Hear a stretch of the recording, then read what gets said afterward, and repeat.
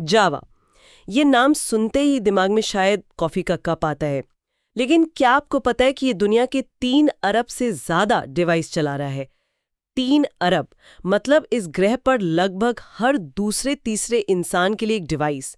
ये आंकड़ा ही अपने आप में चौंकाने वाला है। और यही हमें आज के सबसे बड़े सवाल पर लाता है। 2035 तक जहां टेक्नोलॉजी इतनी तेजी से बदल रही है, क्या जावा टिका रहेगा? क्या ये रेलेवेंट रहेगा? हमारे पास एक बहुत ही दिलचस्प आर्टिकल है जिसका टाइटल है जावा 2035 strategic evolution and enterprise reinvention. तो आज हम इसी के जरिए ये समझने की कोशिश करेंगे कि जावा का भविष्य क्या है। क्या ये म्यूजियम में रखने वाली चीज बन जाएगा या फिर इसका कोई नया दमदार अवतार देखने को मिलेगा? चलिए इस गुत्थी को सुलझाते हैं। और ये सवाल सिर्फ कोडर्स या टेक कंपनियों के लिए नहीं है, ये हम सबके लिए जरूरी है, क्योंकि जावा सिर्फ एक प्रोग्रामिंग भाषा नहीं है, ये हमारी डिजिटल दुनिया की नींव का एक बहुत बड़ा हिस्सा है। आपकी नेट बैंकिंग, हॉस्पिटल के रिकॉर्ड्स, सरकारी वेबसाइट्स, मतलब बहुत कुछ पर्दे के पीछे जावा पर ही चल रहा है।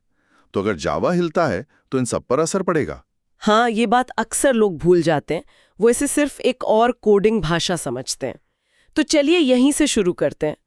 आज की तारीख में जावा की असली ताकत क्या है? जब लोग कहते हैं कि ये बड़ी कंपनियों की भाषा है, तो इसका असल में मतलब क्या है? इसका मतलब है वो कंपनियां जिनके लिए भरोसा और स्थिरता सबसे जरूरी है। दुनिया के सबसे बड़े बैंक, इंश्योरेंस कंपनियां, स्टॉक एक्सचेंज, ये सब अपने कोर सिस्टम के लिए जावा पर भरोसा करते हैं। एंड्रॉयड ऐप्स की नींव में भी जावा है। ये टेक्नोलॉजी की दुनिया का वो पुराना भरोसेमंद ट्रक है जो भारी से भारी बोझ उठा सकता है और सालों साल चलता है। ये शायद सबसे फ्लैशी ना हो, लेकिन जब आपका पूरा बिजनेस दांव पर लगा हो तो आपको यही चाहिए, है ना? पुराना भरोसेमंद ट्रक, अच्छा एनालॉजी है। लेकिन आजकल तो लोग स्पोर्ट्स कार पसंद करते हैं, सही है ना? मैंने सुना है पाइथन, गो और रस्ट जैसी नई भाषाएं बहुत तेजी से पॉपुलर हो रही हैं, खासकर स्टार्टअप्स के बीच। क्या ये जावा के लिए खतरा है? बिल्कुल, ये एक बहुत बड़ा खतरा है।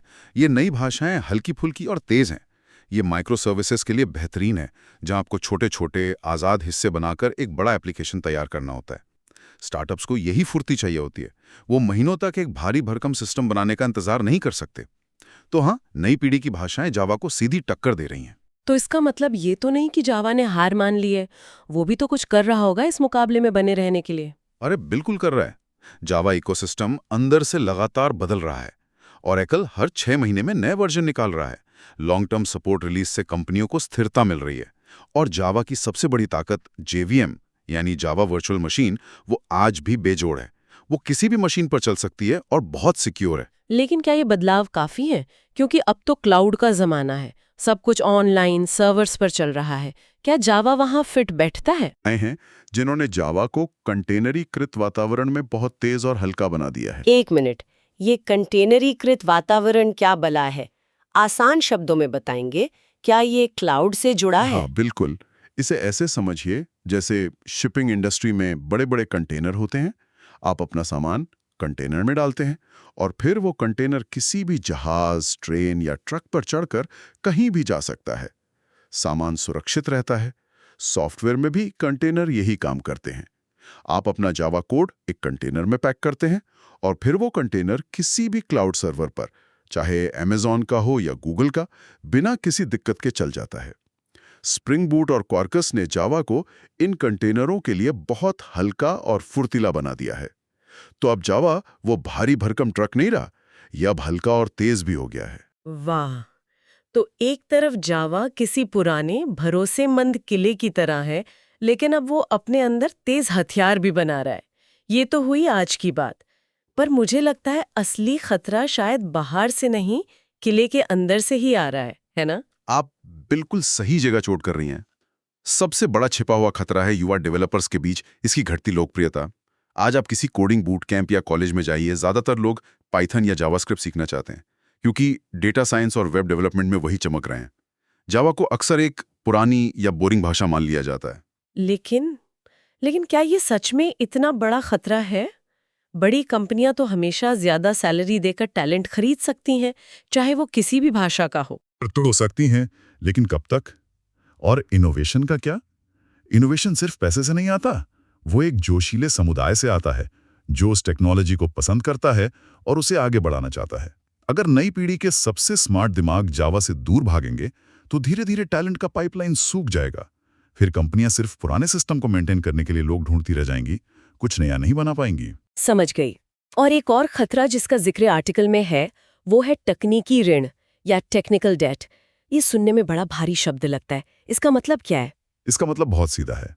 सोचिए, एक कंपनी ने 20 साल पहले जावा में एक बड़ा सॉफ्टवेयर बनाया था। वो आज भी चल रहा है, लेकिन उसका कोड इतना पुराना और उलझा हुआ है कि उसमें कुछ भी नया जोड़ना या बदलना एक बुरे सपने जैसा है। इसी को तकनीकी ऋण कहते हैं। आपने जल्दी काम करने के लिए शॉर्टकट लिए और अब आप उस शॉर्टकट का ब्याज चुका रहे हैं। तो असल में ये कंपनियां एक अदृश्य जंजीर से बंधी हैं। वे भविष्य की दौड़ में हिस्सा लेना चाहती हैं, लेकिन उनके पैरों में 20 साल पुराना कोड बंधा हुआ है। बिल्कुल सही पकड़ा। और ये सिर्फ धीमी रफ्तार की बात नहीं है, ये एक सुरक्षा का भी बड़ा जोखिम है। पुराने कोड में ऐसी कमजोरियां हो सकती हैं जिनके बारे में किसी को पता भी ना हो, और हैकर्स उन्हीं का फायदा उठाते हैं। जावा की जो भरोसेमंद वाली छवि है, ये तकनीकी ऋण उस पर धीरे धीरे जंग लगा रहा है। ईमानदारी से कहूं तो कुछ सिस्टम्स में ऐसा कोड है जो शायद मुझसे भी पुराना है और मुझसे ज्यादा कमा रहा है। ये तो है। तो अगर सब ऐसे ही चलता रहा, अगर इन खतरों पर ध्यान नहीं दिया गया, तो सबसे बुरा क्या हो सकता है? What's the worst case scenario? सबसे बुरा ये हो सकता है कि जावा सिर्फ एक मेंटेनेंस भाषा बनकर रह जाए। कंपनियां नए और मजेदार प्रोजेक्ट्स के लिए गो या रस्ट जैसी भाषाओं को चुनेंगी और जावा का काम सिर्फ पुराने सिस्टम्स को जिंदा रखना होगा।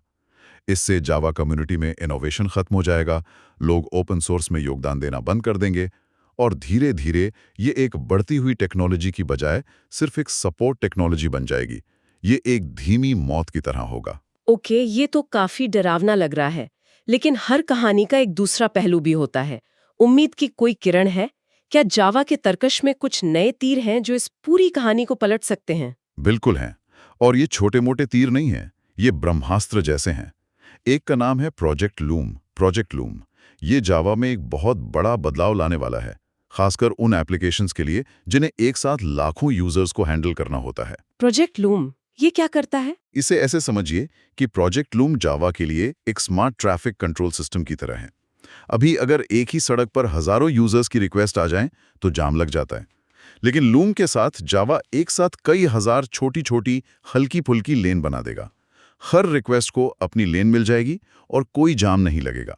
इससे क्लाउड में चलने वाले बड़े सिस्टम्स की परफॉर्मेंस कई गुना बढ़ जाएगी। कमाल है, ये तो गेम चेंजर हो सकता है। और एआई का क्या? आजकल तो हर चीज में एआई घुस रहा है।